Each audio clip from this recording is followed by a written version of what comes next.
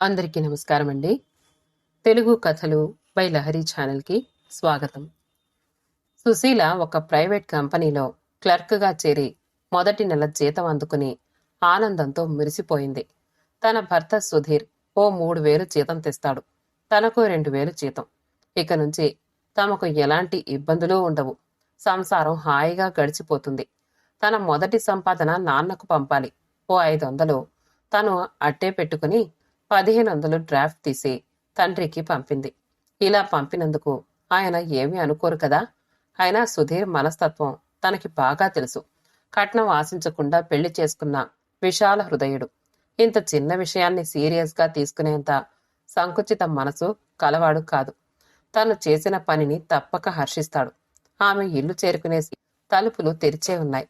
ఎంత సర్ది చెప్పుకున్నా గుండెల్లో ఏదో కంపనం లాంటిది వినిపిస్తూనే ఉంది. సుధీర్ హాల్లో కూర్చొని పేపర్ చూస్తున్నాడు.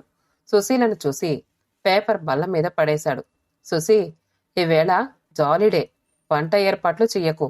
అలా సరదాగా ఏ పిక్చర్కో పోయి హోటల్లో భోంచేద్దాం, ఓకే అన్నాడు. సుశీల ఎగిరి గంతేసినంత పని చేసింది. అబ్బాయి గారు మంచి హుషారులో ఉన్నారే, ఏమిటి విశేషం? అదేమిటి సుశీ, ఇవాళ తొలి జీతం అందుకుని వస్తానన్నావు, మరి పార్టీ చేయవా అన్నాడు నవ్వుతూ సుధీర్. ష్యూర్, ఉండండి, మొహం కడుక్కుని కాఫీ చేసి పట్టుకొస్తా అని పరిగెత్తపోయింది. ఆ శ్రమేం లేదులేవోయ్, కాఫీ ఫ్లాస్క్లో రెడీగా ఉంది. ఇక సుశీల గారు తాగడమే తరువాయి అన్నాడు చిలిపిగా. అరే, మీరు చేశారా? చాలా థ్యాంక్స్ అండి అంటూ సుశీల బాత్రూంలోకి పరిగెత్తింది. డ్రెస్సులేసుకుని వచ్చి, ఏవండి శ్రీవారు, ఏది ఇలా చేయి చాపండి, ఎదిగోనండి మీ అర్ధాంగి ఫస్ట్ శాలరీ అంటూ 500 రూపాయల నోటులు అతని చేతికిచ్చింది. జీతంలో 1,500 నాన్నకి పంపానండి, మీరు ఏమీ అనుకోరనే ధైర్యంతోనే. సుశీల మాటలు టక్కున మధ్యలోనే ఆగిపోయాయి. అంతవరకు అతి ప్రసన్నంగా ఉన్న అతని ముఖం క్షణంలో గంభీరమైపోయింది. ఇంతవరకు సుశీల గుండెల్లో అజ్ఞాతంగా ఉన్న గుబులు ఆమె మొహంలోకి ఒక్కసారిగా పెళ్ళుబిక్కింది. ఆ వివరాలన్నీ ఇక నాకెందుకులే, ఇవి కూడా నాకెందుకులే, ఏం చేసుకుంటావో, నీ జీతం నీ ఇష్టం అని నోట్లు బల్ల మీద పడేసి విసురుగా బయటికి నడిచాడు. అది ఉల్లాసకరంగా ఉన్న వాతావరణం క్షణంలో భయంకరంగా మారిపోయింది. సుశీల మనసు అవమానంతో కుతకుతలాడిపోయింది. రోషంతో, స్వాభిమానంతో ఆమె హృదయం బుసలు కొట్టింది. అనుకోని ఈ హఠాత్ ఘటనకి ఆమె మనసు బాగా దెబ్బతింది. తాను ఉద్యోగంలో చేరిన తర్వాత అందుకున్న తొలి జీతం ఇది. రిటైర్ అయ్యి ఇంట్లో ఉంటున్న తన తండ్రికి డబ్బు పంపుకోవడానికి తనకి హక్కు లేదా? ప్రతి నెల సుధీర్ తన జీతంలో 200 వాళ్ల ఇంటికి పంపిస్తూ ఉంటే తాను ఎప్పుడైనా బాధపడిందా, తగులాడిందా? మరిప్పుడు తన సంపాదన తన తండ్రి తినడానికి హక్కు లేదా? తనకు జన్మనిచ్చి పెంచి పెద్ద చేసి విద్యాబుద్ధులు చెప్పి ఇంత దాన్ని చేసిన తల్లిదండ్రులకిచ్చి సంతోషపరిచే అదృష్టం కూతురికి లేదా? చిచ్చి, ఈ మగవాళ్లంతా ఒక్కటే, ఒట్టి స్వార్థపరులు. బల్ల మీద పడేసిన డబ్బుని డ్రాయర్లో పడేసి వంటగదికేసి నడిచింది సుశీల. రాత్రి 9 గంటలైనా సుధీర్ చాడలేదు. వంటలు చల్లారిపోయాయి. వికలమైపోయిన మనసుతో మంచం మీద వాలిపోయింది సుశీల.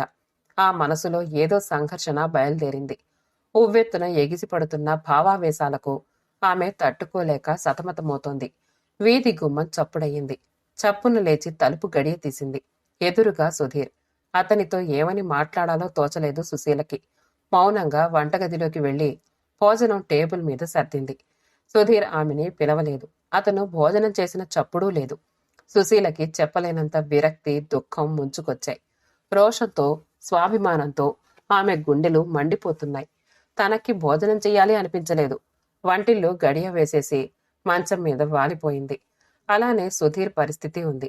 హాల్లోని సోఫాలో అటూ ఇటూ దొర్లుతున్నాడు. అతని మనస్సంతా చికాగ్గా అదోలా అయిపోయింది. అతన్ని ఒకే ఒక్క ప్రశ్న తొలిచివేస్తోంది. తను ఎందుకలా తొందరపడ్డాడు? సుశీల మనసు ఎంత గాయపడిందో, ఆమె మొహం చూడ్డం ఎలా? పశ్చాత్తాపం అతని మనసులో ఆవరించుకుపోయింది. మర్నాడు యథావిధిగా 10 గంటలకు భోజనాలు ముగించుకుని సుధీర్, సుశీల ఆఫీసులకు బయలుదేరారు. ఎవరి మొహాల్లోనూ కళాకాంతులు లేవు. ముక్తసరికి మాటలతోనూ ఎడమొహం పెడమొహంతోనూ గడిచిపోయింది ఆ కాస్త కాలం. ఆఫీస్కి వెళ్లి పెన్ను కోసం జేబులో చెయ్యి పెట్టిన సుధీర్ చేతికి ఒక కాగితం మడత దొరికింది. తీసి చూశాడు. సుధీర్, రాత్రంతా ఆలోచించాను. నేను చేసింది పొరపాటేనని గ్రహించాను. ఇక ముందెప్పుడు మీతో చెప్పకుండా, మీతో సంప్రదించకుండా ఏ పని చేయను. ఈసారికి ఈ తప్పిదాన్ని క్షమించమని అడుగుతూ సుశీల. సరిగ్గా అదే సమయంలో హ్యాండ్ బ్యాగ్లో దొరికిన చీటీని విప్పి చదువుకుంటోంది సుశీల. సుశీ డియర్, నిన్న నా ప్రవర్తనకి చాలా సిగ్గుపడుతున్నాను. రాత్రంతా మనోవ్యధతో కుమిలిపోయాను. చాలా తొందరపడ్డాను కదూ. నా పొరపాటును క్షమించవా? ఇంకెప్పుడు నిన్నిలా కించపరచను. నన్ను క్షమించానని మనసారా చెప్తావు కదూ అన్నాడు సుధీర్. అక్కడ సుశీల చిన్నప్పటి స్నేహితురాలు రాధ. అలారం మోగగానే దోమతెరలో నుంచి చెయ్యి బయటికి పెట్టి అలారం ఆఫ్ చేసింది రాధ. శబ్దం ఆగిపోవడంతో వాతావరణం ఒక్కసారిగా నిశ్శబ్దంగా మారినట్లు అనిపించింది.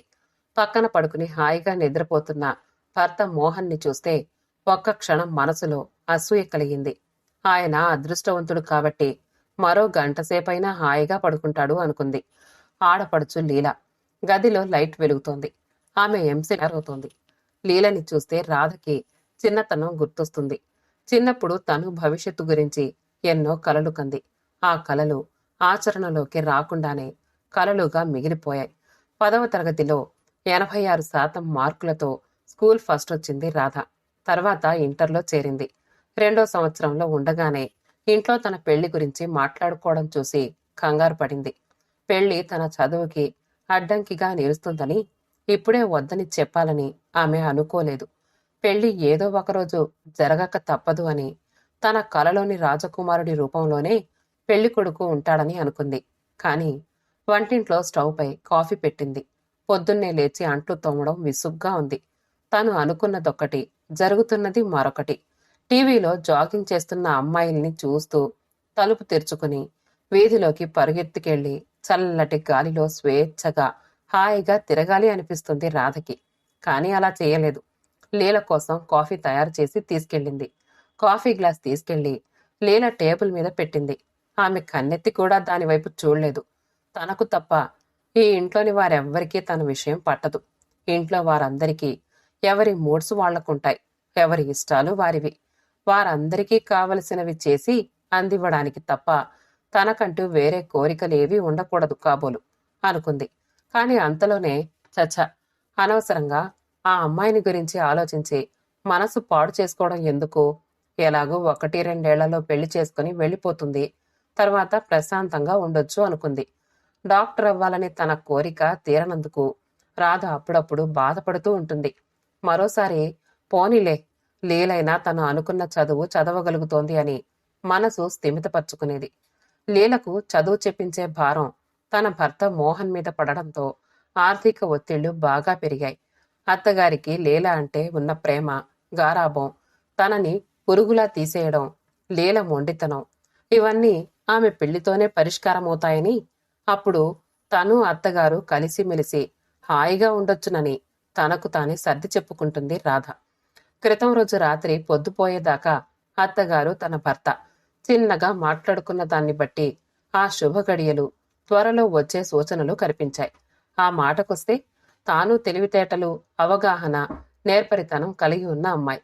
అమ్మా నాన్నల ఏకైక గారాల కూతురు. ఇక్కడికి రాగానే తనలోని సుగుణాలన్నీ ఏమైపోయాయో అర్థం కావడం లేదు. ఆత్మవిశ్వాసం కోల్పోయింది. అందరితో నవ్వుతూ చలాకీగా తిరుగుతూ ఉండేది. తానిప్పుడు ఎలా ఉందో. ఎప్పుడైనా మోహన్ తన ఫ్రెండ్స్ని ఎవరినైనా పరిచయం చేస్తే ఎక్కడలేని తడబాటు చేస్తుంది. అప్పుడప్పుడు వినిపిస్తున్న తల్లి కొడుకుల మాటకి వీళ్ళు లీల కోసం ఒక ఆర్మీ ఆఫీసర్ సంబంధం చూస్తున్నారు. వాళ్ళు బాగా ఉన్నవాళ్లు. పైగా అతను కట్నం తీసుకోడట. ఆ సంబంధం వదులుకోవడం వీళ్ళకి ఏమాత్రం ఇష్టం లేదు. 3 రోజుల తర్వాత లీలని చూసుకోవడానికి పెళ్లివాళ్లు వస్తున్నారన్న మాట విని రాధ చెవిలో అమృతం పోసినట్లయింది. తన కష్టాలు ఇంత త్వరగా తీరతాయి అనుకోలేదు. లీలను చూసుకోవడానికి పెళ్లివారొస్తారు, ఇల్లు శుభ్రం చేయమని అత్తగారు చెప్పడంతో మునుపటి రాధగా మారిపోయింది. మీరేమీ కంగారు పడకండి అత్తయ్యా, అన్నీ నేను చూసుకుంటాను అని భరోసా ఇచ్చింది. వాళ్ళు వచ్చి కూర్చునే గదిని అందంగా ఆకర్షణీయంగా అలంకరిస్తూ ఉంటే, కాసేపు విశ్రాంతి తీసుకోమా, అలసిపోయావు అని అత్తగారు అనడం ఆవిడలో వచ్చిన మార్పుని సూచిస్తోంది. తన భార్యలోని చలాకీతనం, నేర్పరితనాన్ని మోహన్ మొదటిసారిగా చూస్తున్నాడు. ఆ రోజే పెళ్లివారు వచ్చేది. లీలలో ఏమాత్రం ఉత్సాహం లేదు. ఏదో చెప్పాలని ప్రయత్నిస్తున్నా తల్లి, అన్నయ్య పట్టించుకునే స్థితిలో లేరు. చదువు, పరీక్షలు, భవిష్యత్తు ఇలాంటి మాటలు ఆ తల్లి కొడుకులకు పట్టవు. వాళ్ల ఉద్దేశంలో మంచి భవిష్యత్తు అంటే ఆ వచ్చే పెళ్లి కొడుకుతో లీల పెళ్లి జరగడం మాత్రమే. కొద్దిసేపట్లో పెళ్లివారు వస్తారనగా లీలని తయారు చేద్దామని ఆమె గదిలోకొచ్చింది రాధ. రాధని మింగేసేలా చూస్తూ, వదినా, నన్ను విసిగించకు, నువ్వు నన్నేం తయారు చేయనక్కర్లేదు, వెళ్ళిపో అని అర్చింది. అది చూసి మరేమీ మాట్లాడ్డానికి ధైర్యం చాలక ఆ పని అత్తగారికి అప్పచెప్పింది. సరిగ్గా 4 అవుతూ ఉండగా పెళ్లికొడుకు రవీంద్ర తన అమ్మ, నాన్న, వదినలు, 2 చెల్లాయిలతో కలిసి వచ్చాడు. వారంతా మంచి మర్యాద, సంస్కారం ఉన్నవాళ్లలానే ఉన్నారు. చెల్లెళ్ళిద్దరూ మహా ఉత్సాహంగా, చలాకీగా ఉన్నారు. అతని వదిన ఎంతో కలుపుగోలుగా, ఆప్యాయంగా మాట్లాడుతోంది. అంత మంచివాళ్లు లీలకు దొరుకుతున్నందుకు రాధకి అసూయగా అనిపించింది. కాని మరుక్షణమే చిచ్చి, ఇలా ఆలోచిస్తున్నానేమిటి అనుకుంది. వాళ్లంతా ఎప్పట్నుంచో తెలిసిన వాళ్లలాగా మాట్లాడుతున్నారు. ఇంతలో అత్తగారు లీలని తీసుకురమ్మని సైగ చేశారు. లీల గదిలోకి వెళ్ళింది రాధ. బలికి సిద్ధంగా ఉన్న మేకపిల్లలా కూర్చొని ఉంది లీల. పిలిచిన వెంటనే అయిష్టంగానే లేచి వదినగారి వెంట వచ్చింది. అలాంటి సమయంలోనూ ఆ అమ్మాయి తన సహాయం అవసరం లేనట్టు ప్రవర్తించడం రాధకు కొంచెం బాధ కలిగింది. ఇలాగే తనను చూసుకోవడానికి వచ్చారు. చూశారు, నచ్చాను అన్నారు. పెళ్లి జరిగిపోయింది, అంతే. ఆనాటి కుమారి రాధ ఈనాడు శ్రీమతి రాధగా మారిపోయింది. అప్పుడు తను, ఇప్పుడు లీల అనుకుంది రాధ. లీల రావడంతోనే అందరి చూపులు ఒక్కసారిగా ఆమె పైకి మళ్ళాయి. రవీంద్ర లీల అందాన్ని రెప్పవేయకుండా చూస్తున్నాడు. వాళ్ల ముఖాల్లో కదలాడుతున్న భావాలను బట్టి వాళ్లందరికీ లీల నచ్చిందని అర్థమవుతోంది.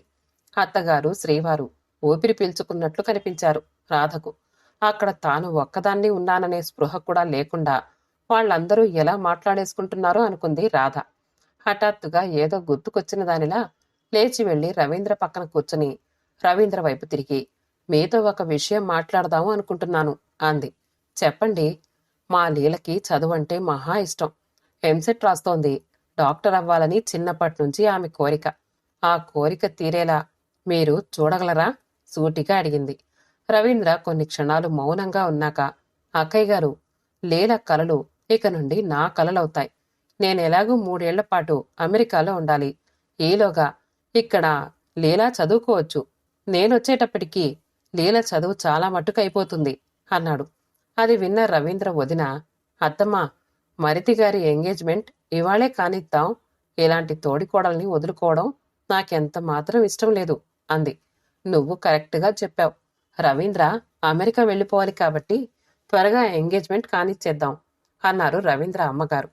పట్టు చీర, పూలు, పండ్లు, కొబ్బరికాయ అన్ని సాంప్రదాయం ప్రకారం తీసుకొచ్చి తాంబూలాలు పుచ్చుకున్నారు. భోజనాలైన తర్వాత వచ్చిన వాళ్లంతా ఎక్కడి వాళ్ళక్కడకు వెళ్లిపోయారు.